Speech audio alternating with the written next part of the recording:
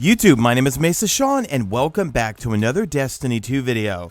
Alright folks, this one's going to be a quick one here. We have a new hotfix or update 2.8.1.1.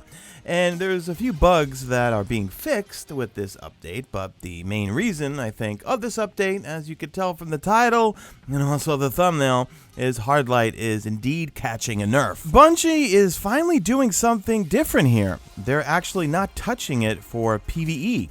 This does not have a blanket nerf. It's only for PvP, and we're going to get into it, and I'm going to show you some test clips before the nerf and also after. So hit that like button if you enjoy this video, and also subscribe if you're not a subscriber. I've been pointing this out lately, and so many of you guys are subscribing now. We're almost at 300,000 subscribers. Yeah, 61.3% of you guys who watch my videos are not subscribed, so kindly hit subscribe, and let's get me to 300K. Alright guys, let's get into the video. Let's go over some notes from the developer prior to the actual update and patch notes. Well, they say Hardlight, a name that may either strike fear or pure joy in your heart, will be subject to today's article.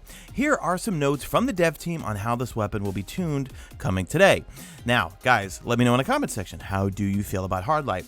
I like it in PvP, but to be frank, I do better with the summoner for some reason. I've got a pretty good role in the summoner.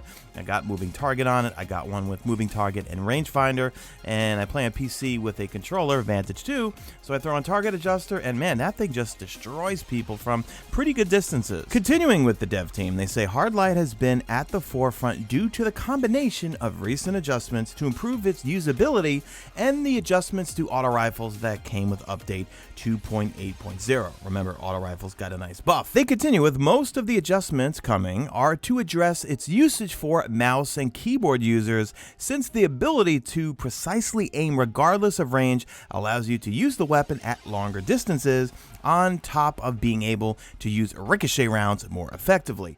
And yeah, if you're on PC and you're using mouse and keyboard, this thing is just a laser beam. I mean, even with a controller, when you have your masterwork version of Hardlight, it's just a monster. I mean, there's like no recoil whatsoever. They continue, although weapons like the Fighting Lion can also do what Hardlight does for indirect fire, they are generally less effective during a direct confrontation. Hardlight does boast a lot of great stats, and its impact grows with more players using it. Eventually, no cover is safe. As such, we're reducing some of the aspects that allow for indirect fire and unexpected lethality in odd scenarios, while still retaining some of the bonuses to keep the flavor. Well, first off, in PvE, I love the fact that you can switch elements. That's a big reason why I do like to use it in PvE a lot, if I don't, of course, use Outbreak Perfected. So here's what they're doing to it. Hardlight's damage falloff now will floor at 0.7 times. Auto rifles use 0.5 times standard. Split ricochet rounds damage between PvE and PvP. Now, this is unprecedented, all right? Or at least I think it is. Have they ever took a weapon and did a nerf that was just for PvP and not have a blanket nerf where it affected both? In Destiny 1, they never did that, I don't think. PvE damage remains at 2.0 times damage, but PvP damage for these ricochet rounds is now 1.35 times damage. And they also removed a hidden recoil adjustment that made the weapon more stable than intended. So let's take a look at some clips prior to the actual update. I'm here with two channel members, Twisted Fate and Nitro. Thank you guys for helping me out with this.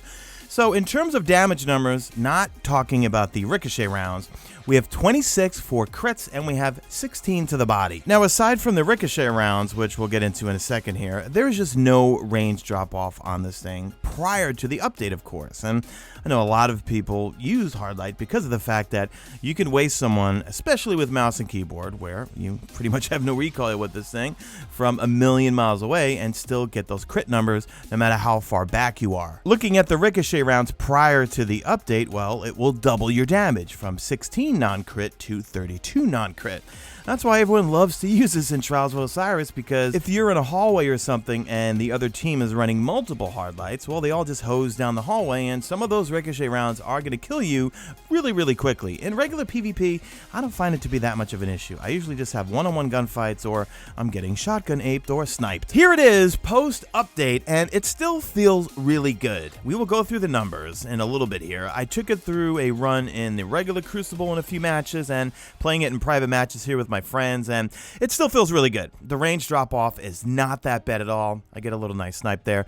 It still feels really good. Like I said earlier, you know, most of my fights with Hardlight are one-on-one gunfights. I'm not relying on the ricochet rounds so much. If you're landing all of your ricochet shots, well, now they're going to do 21s non-crit as opposed to in the 30s, and it still kills you rather quickly. Well, you need to land all of your ricochet shots, and most folks are not. Most folks are going to rely on everyone bunching up in a hallway and multiple people running hard light to get all of those ricochet rounds. So ricochet rounds, in my humble opinion, are still pretty good. Damage to the head and the body still have not changed. 26s to the head and 16s to the body.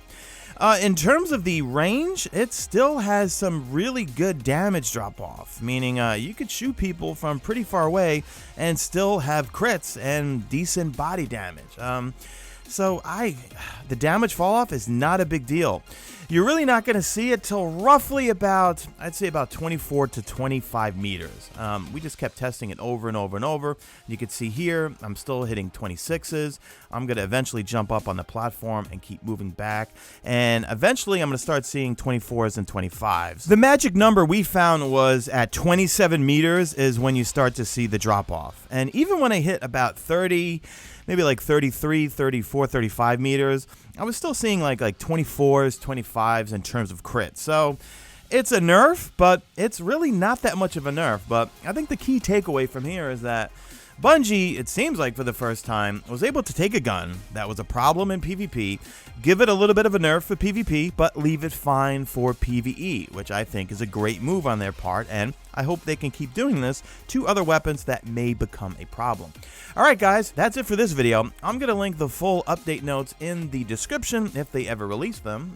They're still not out yet, but the rest of them, they said were just going to be like some bug fixes and things like that. So anyway, guys, leave me a hashtag made it to the end if you did make it to the end. If you'd like to become part of an awesome Destiny 2 Mesa Army community over on Discord, click the link in the description or click join on screen. We've got an amazing Destiny 2 community on Discord, and also we've got a clan for PC, Xbox, and PS4 that the channel members set up. So that's it, guys. Drop a like in this video, only if you see fit. Follow me on Twitter at Mesa Sean. Check out my stream, usually always on YouTube, and that's it. I am out of here like Vladimir.